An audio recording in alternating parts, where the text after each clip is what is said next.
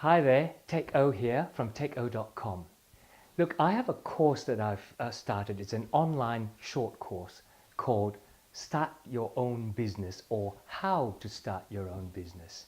Now, one of the modules in it is about planning. And part of that module is about what's in a business plan. What are the contents of a business plan? I thought you might find that useful, so I'm going to give you an extract from that course here now.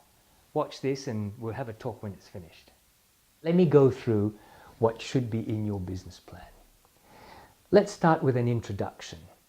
You need to write an introduction because you're not necessarily the only person who's going to read this business plan. You might be handing it to your bank to show them that you've thought it through when you ask for your overdraft or for a loan advance. You might want to show it to your partners to say, this is what I'm thinking of doing. Will you support me by being a supplier? Okay. If you're in a partnership, obviously you want to share it amongst all the owners to make sure that everybody's in agreement with what's going to go on.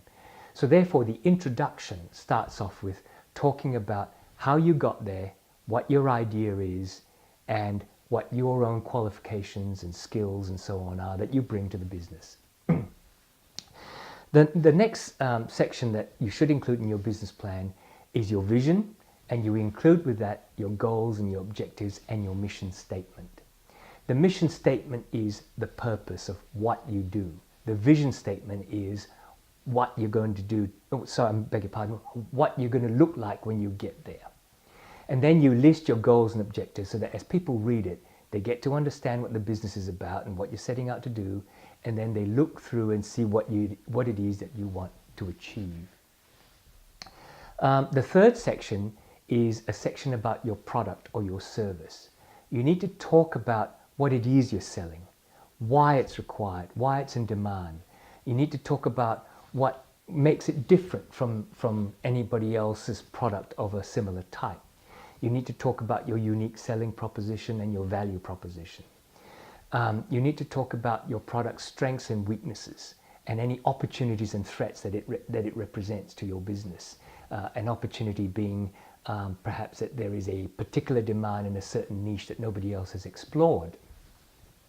Talk about how you're going to create your product or your service, what it takes to actually manufacture it if it's a physical product, or the processes that you're going to put into place if it's a service, as to how you service that customer. Then you go on to talk about your market, and this is the next section. So you identify the market so that you and your readers are clear who it is you're selling to. You need to make sure that you identify your target market and any potential secondary markets that sort of at the edges that might also buy your product. Then you need to talk within that section about your marketing, how it is you're going to reach those people, and what kind of activities, and perhaps even create a marketing plan that you insert into that section. And then your next section is a lot of detail. It's called the operations section. And there you're going to break down into subcategories and start talking about the detail of the operational factors of your business. For example, your personnel. Who are your key personnel and why are they key? How you're going to hang on to them, how you're going to reward them, and so on. You might talk about your organization structure. How many people are you going to employ? Who reports to whom? What their skills are, what their roles and responsibilities are. You might want to talk in operations about the actual manufacturing systems and how you actually put that together, or your service provision systems and communications with clients and how that works through, after sales service, etc. You might talk about your service delivery methods. You know, are you going to hire if it's a physical product, are you going to hire a transport company, or is everything going to be done in the mail? If it's delivery through the internet, how is that going to work? Which platforms are going to use and how much is that going to cost? Then the next section that you should have in your business plan are your finances section. So that's a summary of your budget. That's a description of where you're going to find the money from. And it's some calculations about the return of investment and whether or not that's worthwhile and how it compares to other investments. Then finally, you should look at the risks involved in your business, identify those risks, and put some strategies about how you're going to combat those risks if they occur. And in that section, which I call risks and monitoring and evaluation, you also want to put into place a plan to review and monitor the plan.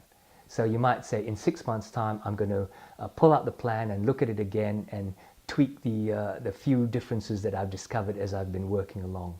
And I'll do a major replanning exercise in 12 months' time, whatever that might be. Okay, welcome back. So I hope you enjoyed that extract about what's in a business plan, the contents of a business plan and what's in each of those contents. Now, if you want to know more about business planning, I have free tools, tips, and various processes on how to create business plans in the blog. So go to techo.com and have a look at the archives about business planning. Now, while you're there, why don't you have a look at the products page where the online course called How to Start Your Own Business is available. Read up about it, and you might want to just take this short course and make sure that you're ticked off, even if you're not starting a business, make sure you've ticked off all the things that you really ought to have covered in your business. I'll see you soon, I hope.